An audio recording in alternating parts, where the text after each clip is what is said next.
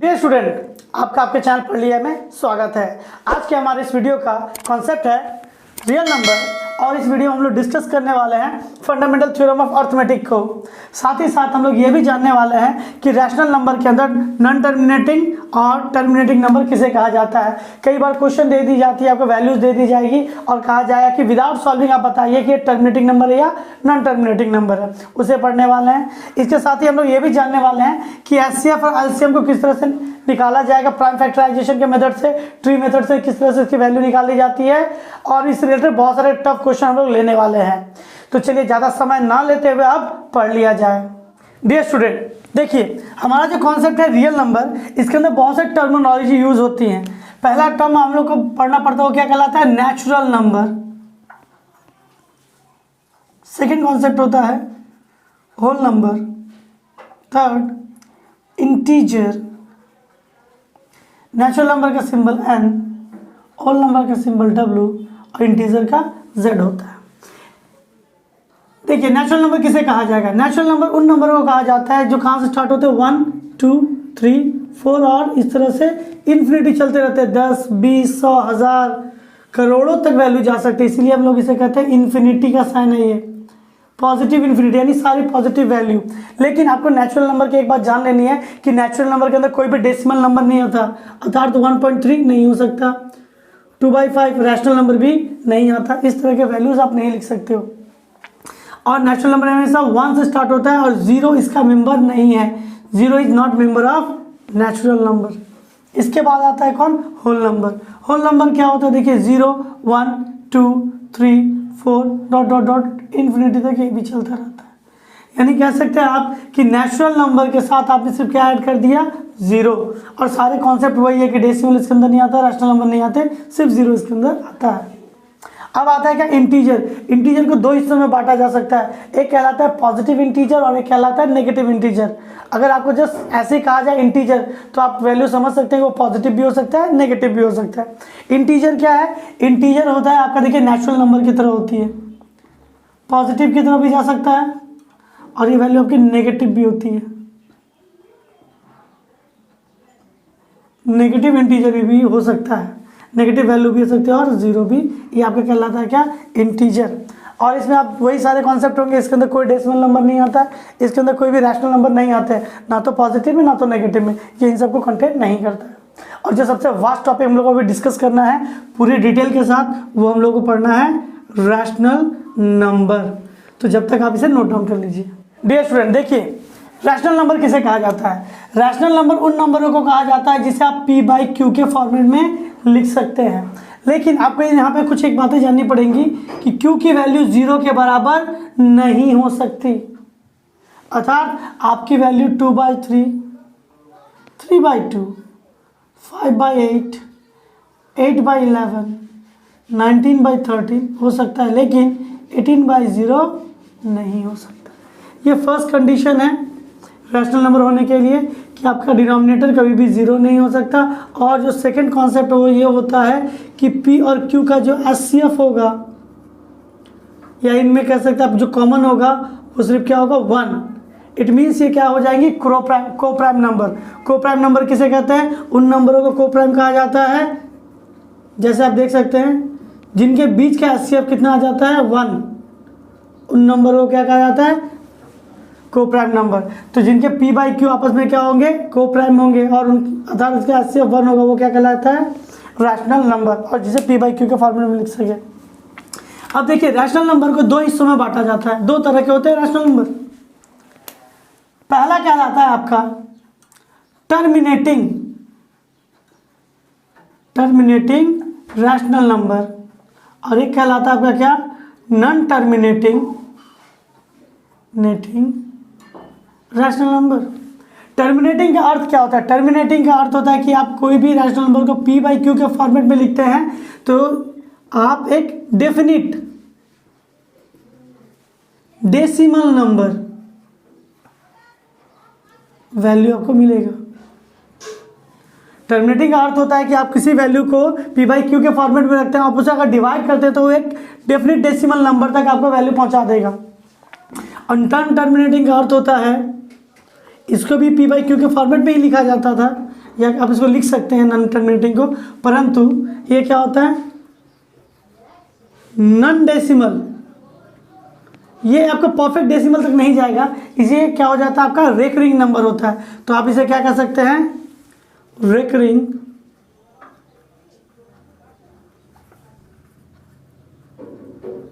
Decimal number. तो ये भी क्या कहलाता है आपका रैशनल नंबर के अंदर आता है। अब थोड़ा एक दो एग्जांपल के साथ समझते हैं इसे। जैसे आप समझ लीजिए कि आपको कहा गया है 2/5, सो इसे क्या लिखा जा सकता है, आप इसे अगर डिवाइड करते हैं तो इसकी वैल्यू हो जाती है 0.4।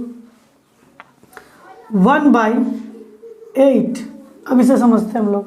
8 से अगर 1 को डिवाइड किया जाए तो क्या होगा, देखिए डेसिमल 0, 1 × 8, 2, 16, 4, 0, 5, 40, तो वैल्यू होगी 0.125। एक परफेक्ट वैल्यू तक आपका जाके डेसिमल रुक जाएगा। लेकिन नॉन टर्मिनेटिंग क्या है, नॉन टर्मिनेटिंग आप समझ सकते हैं कि जो एक परफेक्ट डेसिमल तक ना जाए। अगर मैं इस 12 को आप कह सकते हैं कि इस 12 को मैं अगर 7 से डिवाइड करूं तो क्या होगा, देखिए 7 × 1 = 7, 5 डेसिमल 0, 7 × 7 = 49, 1 0 1 7 3 0 4 2, देखिए डिवाइड होता जाएगा। 8 ×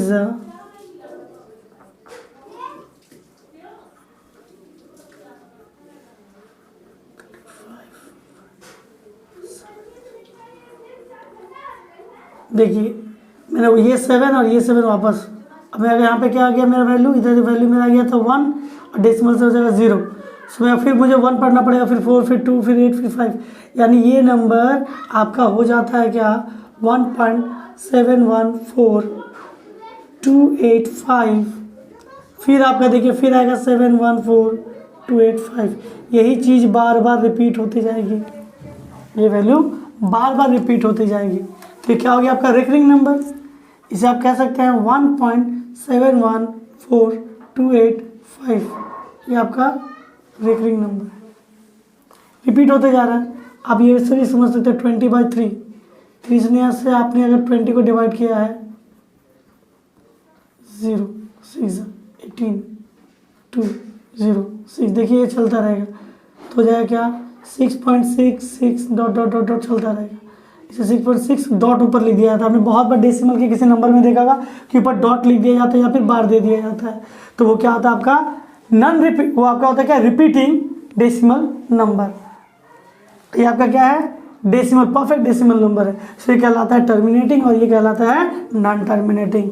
आप लोगों को बहुत बार सवाल इसी से रिलेटेड दी जाएगी, लेकिन मैंने यहाँ पे डिवाइड करके बताया है कि ये टर्मिनेटिंग और ये नॉन टर्मिनेटिंग है। आप लोगों को बिना डिवाइड के बताना पड़ेगा कि वो टर्मिनेटिंग है या नॉन टर्मिनेटिंग, उसे हम लोग आगे जानते हैं, जब तक आप इसे नोट डाउन कर लीजिए। डियर स्टूडेंट देखिए अब हम लोग समझते हैं प्राइम फैक्टराइजेशन किसे कहते हैं। प्राइम फैक्टराइजेशन, प्राइम का मतलब होता है वो नंबर जो सिर्फ 1 से जाए और खुद से जाए, इसके अलावा किसी से ना जाए, ठीक है। और फैक्टराइजेशन मतलब किसी को डिवाइड करते चले जाना। जैसे कहा गया 160 का हमें प्राइम फैक्टराइजेशन करना, तो क्या हो सकता है। सो हम लोग लिखते हैं, देखिए हमने छोटे क्लास में किया होगा ऐसा 2 से। आपको ये बात हमेशा याद रखनी है कि जिससे आपने डिवाइड किया है वो हमेशा प्राइम नंबर हो। 4 × 20, 20 × 10 × 5 × 1। सो 160 का जो प्राइम नंबर है फैक्टराइजेशन करने पे क्या आया 1 2 3 4 5, 2 5 बार आ रहे हैं और एक 5 आ रहा है। सो आप इसे लिख सकते हैं 2⁵ × 5। ये हो गया क्या प्राइम फैक्टराइजेशन मेथड से मैंने 160 को लिखा। एक और वैल्यू मैं ले लेता हूँ 272। देखिए इसका अगर मैं प्राइम फैक्टराइजेशन करूँ तो क्या लिखूँगा 1 3 6 6 8 3 4 17 1। या फिर जब आप चाहो तो यहाँ तक भी छोड़ सकते हो, क्यों आपका अंत में एक प्राइम नंबर आके बैठ गया। सो तो आप लिख सकते हो 272 की जगह पे आप क्या लिख सकते हो, 2 4 बार है,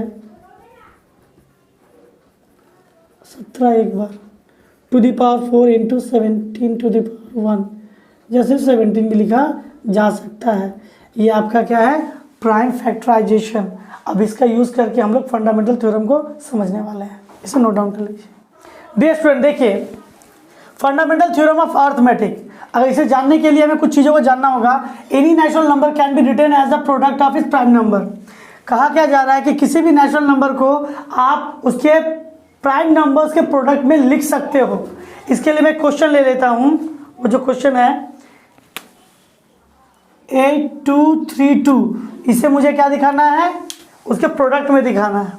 तो प्रोडक्ट में दिखाने के लिए क्या करना होगा, जो थोड़ा देर पहले हम लोगों ने सीखा, प्राइम फैक्टराइजेशन। इस बात को याद रखिए, आपको हमेशा उसी से फैक्टर करना है जो प्राइम नंबर हो, वो उससे डिवाइड कर सके। 2 से ए से डिवाइड करने पे 2 0 5 8 1 0 2 9 3 3 3 से 9 3 4 से 12 3 3 से 7 7 4 से 28 7 9 से 63 7 7 से। देखिए कब तक करना है प्राइम फैक्टराइजेशन, जब तक कि हमें डिनोमिनेटर या लास्ट डिजिट में प्राइम नंबर ना मिल जाए। सो आप लिख सकते हो 8232 इज इक्वल्स टू, 2 कितने, 2 3 बार है, 3 एक बार है, 7 3 बार है, 2 क्यूब 3 एक बार, 7 क्यूब। इसमें यही कहा गया है कि किसी भी नेचुरल नंबर को आप उसके प्रोडक्ट ऑफ प्राइम नंबर्स में कन्वर्ट कर सकते हो। इस तरह से आप उसे लिख सकते हो, आप इसे नोट डाउन कर लीजिए। डियर स्टूडेंट, देखिए जो नेक्स्ट टॉपिक है उसे क्या कहा गया है, फैक्टर ट्री। ये भी एग्जाम में आपके आते हैं। इसको किस तरह बनाना है, आपको कहा जाएगा 8232 कोई नंबर दे दिया, इसका फैक्टर ट्री बना के दिखाओ। तो आप क्या करो, बगल में आप इस तरह से प्राइम फैक्टराइजेशन कर लो। आप देखो आपने क्या किया था, 8232 को किससे डिवाइड किया था, 2 से। सो आपने से 2 से डिवाइड किया, आपको प्राइम नंबर से डिवाइड करना है। तो क्या मिला था, 4116, और आपने 4116 को किससे डिवाइड किया, 2 से। सो क्या मिला आपको, 2058। आपने 2058 को किससे डिवाइड किया, 2 से। सो आपको क्या मिला, 1029। आपने 1029 को किससे डिवाइड किया, 3 से। सो वैल्यू क्या मिली आपको, 343। 343 को आपने डिवाइड किया किससे, 7 से। आपको वैल्यू क्या मिली, 49। और 49 को आपने किससे डिवाइड किया है, 7 से। आपको अंत में क्या मिला, 7। इस तरह का हमें ट्री बनाने के लिए कहा गया। अंत में देखिए दोनों ही जगह पे आपको क्या दिखेगा, प्राइम नंबर दिखेगा। दोनों सेम भी हो सकता है, अलग भी हो सकता है। एग्जाम में होता क्या है कि आपको 8232 का बनाने के लिए कह दिया जाएगा फैक्टर ट्री, या फिर किसी भी एक नंबर की फैक्टर ट्री दे दी गई होगी। अब मान लीजिए आपको ये नंबर ऑमिट कर दिया रहेगा, और एक जगह पे आपका ये नंबर ऑमिट कर दिया रहेगा, और आप इस जगह पे एक्स और वाई लिख दिया जाएगा, और आपसे कहेगा कि बताइए कि वो वैल्यू क्या थी। सो इसमें आपको क्या पता है कि हाँ, इन दोनों को मल्टीप्लाई करके मेरा टॉप वाला वैल्यू आ रहा था। अगर मैं इन दोनों को मल्टीप्लाई कर दूं तो मेरा वैल्यू कितना आएगा, आप इसे मल्टीप्लाई कीजिए, देखिए 29 58 2058। इन दोनों को मल्टीप्लाई करने से ये वैल्यू आ जाती है। अब अगर मुझे देखना है तो किससे 343 को मल्टीप्लाई करें तो वैल्यू मुझे ये मिलेगी। सो आप क्या कीजिएगा, 343 से अगर 1029 को डिवाइड कर दे तो वैल्यू क्या आती है, 3। तो आपको ये वैल्यू पता चल जाती है। तो एक जगह आपको मल्टीप्लाई करना है, एक जगह पढ़ा और एक जगह पे डिवाइड, इससे आपको 2 मार्क्स मिल जाएंगे। तो ये था आपका फैक्टर ट्री। आई होप ये आपको समझ आएगा। अब इसे नोट डाउन कर लीजिए। Dear student, fundamental theorem of arithmetic है, उसका स्टेटमेंट कहता है every composite number can be express factorisation के बाद as a product of primes. मतलब आप किसी भी नेचुरल नंबर को लेते हो, वो कंपोजिट अगर है, ठीक है, फैक्टराइजेशन करने से पता चल जाता है कि वो कंपोजिट है कि नहीं। आप किसी भी नेचुरल नंबर को लेते हो, आप उसे फैक्टराइजेशन करते हो, उसके बाद आप उसे प्रोडक्ट ऑफ प्राइम में लिख सकते हो, आप इसे प्राइम नंबर के प्रोडक्ट में लिख सकते हो। And this factorisation is unique. और देखिए मैं बता दूं 8232 क्या लिख सकता हूँ मैं, इसके पास 2 है, कितनी बार, 3 बार, 3 एक बार है और 7 कितनी बार है, 3 बार है। 2 क्यूब 3 एंड 7 क्यूब। सो देखिए अब मैं इस स्टेटमेंट के साथ समझाने की कोशिश करता हूँ। Every composite number can be express factorised, कर सकते हैं सभी नंबर को as a product of prime. आप इसे प्रोडक्ट ऑफ प्राइम नंबर्स में देख सकते हैं। And this factorisation is unique. ये फैक्टराइजेशन क्या होता है, यूनिक होता है, हर नंबर के लिए अलग अलग होता है। क्यों हो सकता है कि किसी एक नंबर को 2 3 5 काट रहे हैं और किसी एक नंबर को 2 3 5 काट रहे हैं, परंतु इसके पास 2 एक बार है, इसके पास 2 2 बार है, ऐसा भी हो सकता है। तो सबका ये जो क्या होगा अरेंजमेंट होगा वो यूनिक होगा, apart from the order in which prime factor occur. आपने किस ऑर्डर में उसे किया है वो मैटर करता है। जनरली आप देखिए इसमें कहा गया है क्या, फंडामेंटल थ्योरम में हमेशा आपको एक ऑर्डर में सजा देना पड़ेगा। देखिए मैंने इसे असेंडिंग ऑर्डर में सजाया है, 2 3 7, देखिए 2 3 7 मैंने इसे डिवाइड किया है, इसमें यही कहा जा रहा है। आप कह सकते हो कि सर 2 3 7 क्या किसी और का प्राइम नंबर नहीं हो सकता, किसी कंपोजिट नंबर का, आराम से हो सकता है। मैं उसका आपको दिखाने वाला हूँ। देखिए अगर मैं 84 का प्राइम फैक्टराइजेशन करना चाहूँ तो देखिए क्या होगा, 42 21 7। देखिए तो 84 बराबर क्या हो गया, 2 2 टाइम्स है, 3 1 टाइम है, 7 1 टाइम है, 2 स्क्वायर 3 7। देखिए ये भी कंपोजिट नंबर है, फैक्टराइजेशन से पता चल गया, ठीक है। अब कहा गया है क्या, as a product of prime. देखिए इसे मैं प्रोडक्ट ऑफ प्राइम में से दिखा सकता हूँ, ये यूनिक होगा। देखिए इसके पास भी 2 3 7 है, इसके पास भी 2 3 7 है, परंतु अरेंजमेंट यूनिक है। क्यों, 2 3 टाइम्स है, 7 3 टाइम्स है, 2 2 टाइम्स है, 7 1 टाइम्स है। सो जितने भी आपका वैल्यू लेते हैं कंपोजिट नंबर, अगर वैल्यू सेम है, कंपोजिट नंबर सेम है, तो उसका क्या होगा, इस तरह का प्राइम फैक्टराइजेशन एक्सप्लेनेशन सेम होगा। लेकिन वैल्यू जैसे आपकी बदल जाती है तो भले आपके डिजिट सेम रहे लेकिन आपका अरेंजमेंट सेम नहीं होगा, इसमें यही कहा गया है। अब इसे नोट डाउन कर लीजिए। डियर स्टूडेंट देखिए अब हम लोग अपने इस क्वेश्चन तक आ चुके हैं, how without division and identify any rational number terminating और नॉन टर्मिनेटिंग। मतलब बिना डिवाइड किए हुए जस्ट आपको रैशनल नंबर को बताना है कि वो टर्मिनेटिंग है या नॉन टर्मिनेटिंग। दूसरा जो कॉन्सेप्ट है वो क्या है, how many decimal place a rational number और terminating number will give find without division. मतलब अगर वो कोई भी टर्मिनेटिंग नंबर है, रैशनल नंबर के अंदर टर्मिनेटिंग नंबर है, बिना डिवाइड करके बताइए कि वो कितना प्लेस तक डिवीजन वैल्यू देती है, ठीक है। तो इसको हम लोग समझते हैं। तो देखिए हम लोग जैसे जानते हैं कि रैशनल नंबर को हमेशा किस फॉर्म में लिखा जाता है, रैशनल नंबर को हमेशा p/q के फॉर्म में लिखा जाता है और q की वैल्यू 0 नहीं होती। अगर मैं q का प्राइम फैक्टराइजेशन करूं, if prime factorisation of q will be in form of कैसा, to the power n and 5 to the power m, then it is terminating and other than it is non terminating। देखिए तो समझते हैं क्या कहा गया। कोई भी रैशनल नंबर आपको p/q के फॉर्म में दिया गया, pq क्या होगा, आपका को प्राइम नंबर होंगे, हम लोग ऑलरेडी जानते हैं। अब इसमें क्या कहा गया है कि q को आप कभी भी प्राइम फैक्टराइजेशन करते हैं तो हमेशा आपका किस फॉर्म में दिखेगा, 2 और 5 के मल्टीपल के फॉर्म में दिखेगा। 2 नंबर ऑफ टाइम भी आ सकता है, 3 5 भी कुछ नंबर ऑफ टाइम्स आ सकते हैं, दोनों वैल्यू सेम भी हो सकती है, अलग भी हो सकती है। अगर आपका डिनोमिनेटर फैक्टराइजेशन करने के बाद इस फॉर्म में दिखता है तभी वो क्या होगा, टर्मिनेटिंग होगा, वरना वो किस में चला जाएगा, नॉन टर्मिनेटिंग में। तो चलिए मैं आपको एग्जांपल देने की कोशिश करता हूं।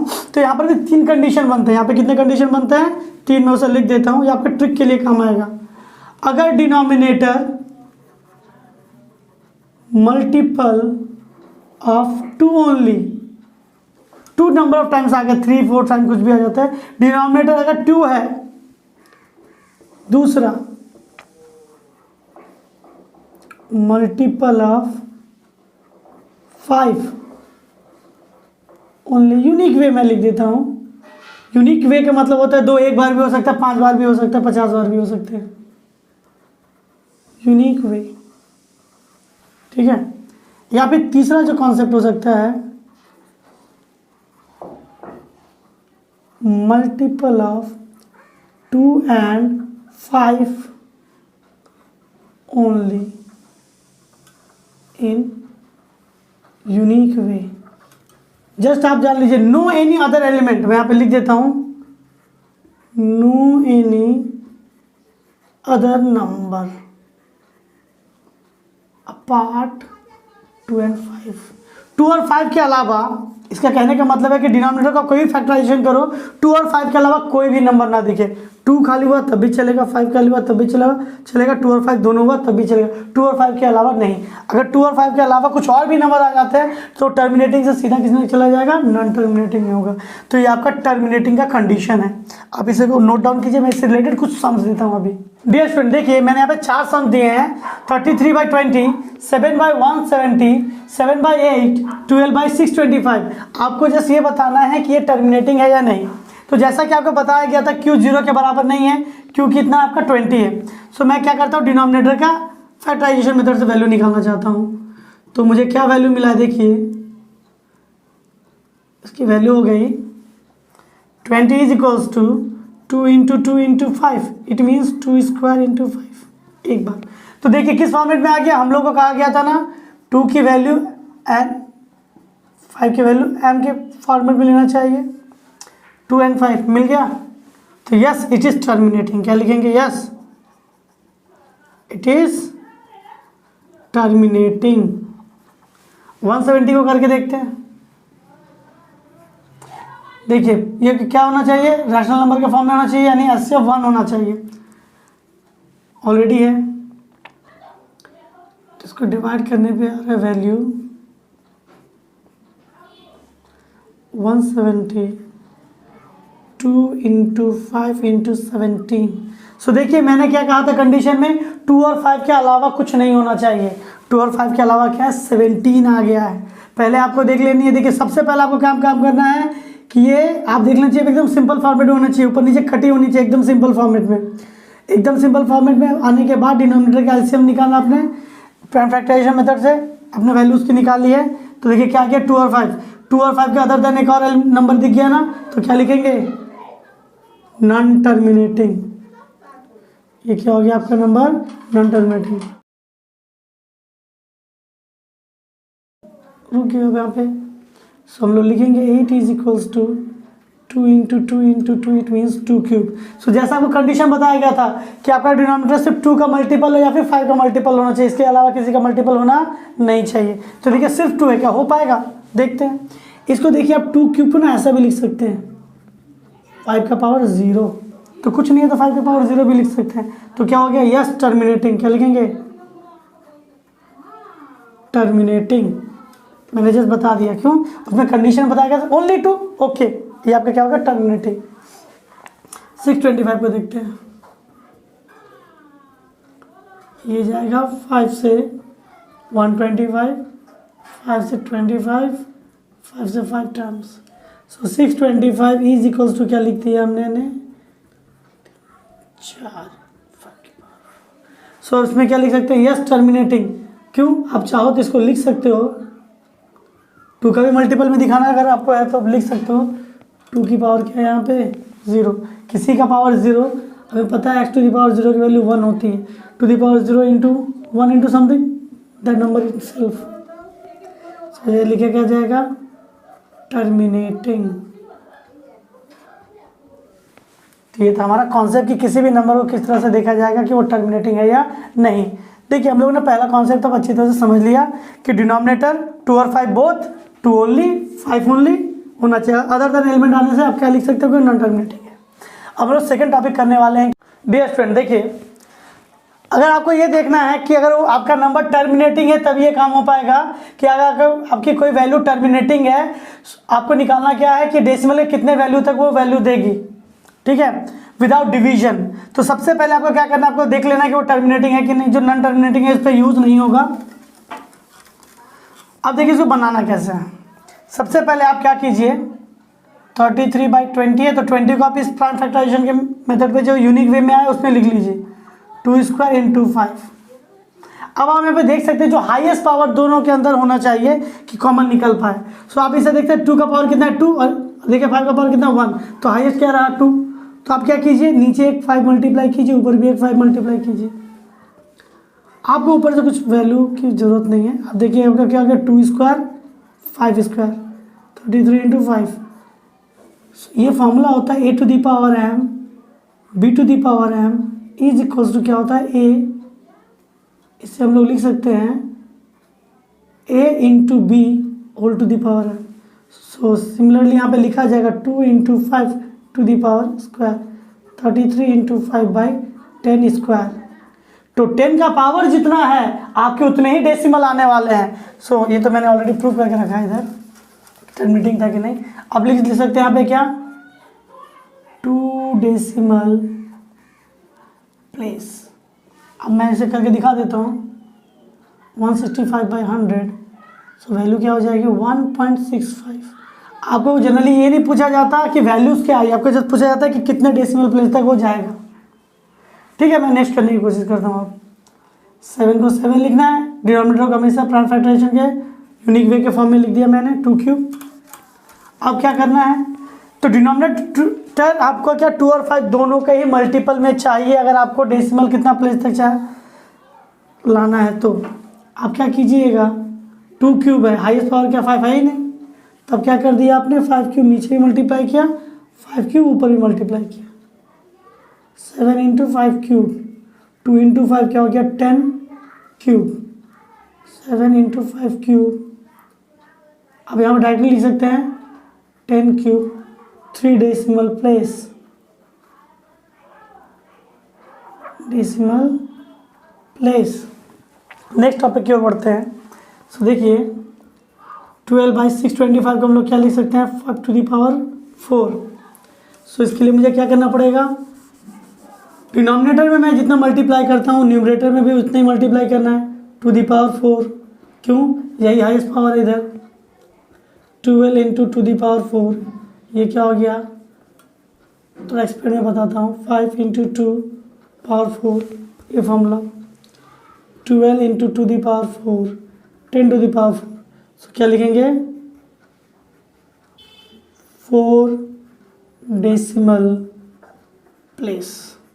ये आपका हो गया आंसर। देखिए हम लोगों ने क्वेश्चन को प्रैक्टिकली समझ लिया, नोट डाउन हिसाब कर लीजिए। डियर स्टूडेंट, देखिए क्वेश्चन क्या दिया है, check whether there is any value of n for which 4 to the power n in with the digit 0। Question का क्या मतलब है, क्वेश्चन का मतलब है कि अगर 4 टू द पावर n है, सो n के किस वैल्यू के लिए, इट मीन्स 4 के किस पावर के लिए ये जो वैल्यू होगी इसको एक्सपेंशन के समय यूनिट डिजिट क्या होगा इसका 0 होगा। ये हमसे कहा गया है। सो हम लोग इसे लिखेंगे कैसे, तो देखिए इसको लिखने के लिए सबसे पहले करेंगे if 4 to the power n have unit digit 0, so it must be multiple of 5, must be divisible of 5, divisible of 5। So हम लोग इसका प्राइम फैक्टराइजेशन करते हैं। So prime factorisation of 4 to the power n will be, देखिए क्या होगा 4 को क्या लिखा जा सकता है 2 स्क्वायर, बाहर में n है, टू द पावर 2n। अब आप देखिए ये क्या 5 का मल्टीपल है, क्योंकि 5 के मल्टीपल से ही तो 5 का डिविजन होगा। सो क्या लिख सकते हैं, लिख सकते हैं prime factorisation 4n is not multiple of 5। तो जो जिसका मल्टीपल है नहीं उसे काट ही नहीं सकता। It not contain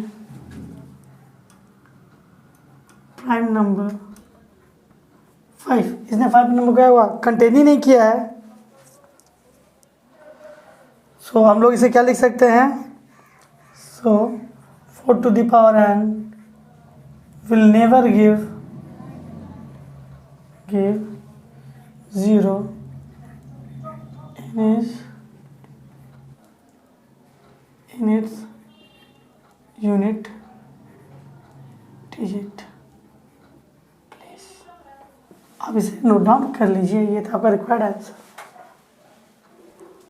dear student, अब हम लोग अपने नेक्स्ट टॉपिक पर हैं, LCM and HCF by prime factorisation method और verification of two numbers LCM and HCF, इसको पढ़ना है। सो देखिए हमें क्या कहा गया, एलसीएम और एचसीएफ निकालने के लिए कहा गया प्राइम फैक्टराइजेशन मेथड से। इसको समझते हैं कि इसे निकाला कैसे जाता है। जैसे मैं क्वेश्चन ले लेता हूं, फाइंड एलसीएम ऑफ 44 एंड 96। मैं एलसीएम में सिर्फ दोनों निकालता, find HCF and LCM of dash and dash by prime factorisation method. देखिए सबसे पहले आपको क्या करना है, प्राइम फैक्टराइजेशन के लिए कहा गया है तो आप पहले 44 को क्या कीजिए, प्राइम फैक्टराइजेशन निकालिए। 2 से 22, 2 से 11, बस हो गया। 96, 4 ज़ा 8 ज़ा 48, 24, 12, 6, 3 तक ही छोड़ देते हैं, क्यों, ये प्राइम नंबर है। अब क्या लिख सकते हैं, 44 को अगर मैं लिखना चाहूँ, 2 2 टाइम्स है, 11 एक टाइम्स है। सो आप क्या कीजिए, आप इसे डायरेक्टली क्या कीजिए, फॉर्म में लिखिए उसके। 2 2 बार है तो 2 स्क्वायर, 11 एक बार है। 96, 2 कितनी बार है, 1 2 3 4 5 टू द पावर 5, 3 एक बार है। अगर आप एलसीएम की खोज कर रहे हैं, यानी आपको अगर एलसीएम निकालना है तो क्या कीजिएगा, एलसीएम का नाम का अर्थ हो गया क्या, लोएस्ट कॉमन मल्टीपल। ठीक है, सो लोएस्ट कॉमन मल्टीपल में आपको सारे वेरिएबल, आपके जितने भी क्या प्राइम फैक्टर्स है सारे नंबर्स को लिखना है। देखिए 2 11, मैं सजा के लिखता हूँ, 2 के बाद 3, 3 के बाद 11। और आपको हमेशा हाईएस्ट पावर को कंटेन करना है। देखिए 2 2 बार है, 2 5 बार है, मैं क्या करूँगा, 5 बार को लूँगा। 3 एक बार है, 11 भी एक बार है, तो क्या हो गया 32। 2 का अगर पावर 5 देखा जाए तो 32 होता है, इंटू 3 इंटू 11, 11 3 ज़ा 33 इंटू 32, 6 6 9 9 6 5 1 0 1056। ये आपका क्या निकला, एलसीएम। लेकिन अगर आपसे कहा जाए एचसीएफ, एचसीएफ में आपको बड़ा ध्यान रखना पड़ेगा। आपको जस्ट वही नंबर लेने हैं, वही प्राइम नंबर लेना है जो दोनों में कॉमन है। तो आप पहले देखिए दोनों में कौन सा प्राइम नंबर कॉमन है, 2 ही तो कॉमन है, 11 3 तो कॉमन नहीं है। जो प्राइम नंबर कॉमन रहे वो लिखिए, और जो लोएस्ट पावर है आप उसे ही लिखिए। लोएस्ट पावर क्या, देखिए 2 स्क्वायर मीन्स 4, तो आपका क्या हुआ, एचसीएफ 4 हो गया। ठीक है, अब क्या कहा जाता है, वेरिफिकेशन ऑफ टू नंबर्स। तो इस जगह पे आपको एक फॉर्मूला बता दिया जाता है, आपको कहा जाएगा आप इसे निकालिए, और इसके साथ अगर आपको लिख दिया गया क्या, वेरीफाई इट, तो क्या कीजिएगा। सो वेरिफिकेशन के लिए फॉर्मूला एक होता है क्या, और इससे रिलेटेड कुछ सम्स भी होते हैं। एचसीएफ ऑफ, ये फॉर 2 नंबर्स है, हाँ, for only 2 numbers. HCF of 2 number में मान लेता हूँ A and B. LCM of 2 number किसका, A and B, is always is equals to A into B. It means first number और second number का multiple क्या होगा, एचसीएफ, उन दोनों का एलसीएम। तो देखिए यहाँ पे क्या दिया है, 44 96, तो मैं क्या लिखूंगा, HCF of 44 96 into LCM of 44 into 44 96। तो चलिए लिखते हैं, ये अगर किसके बराबर आ गए 44 इंटू 96 के बराबर आ गए तो कहेंगे कि हाँ ये सही निकला है। सो LHS देखते हैं,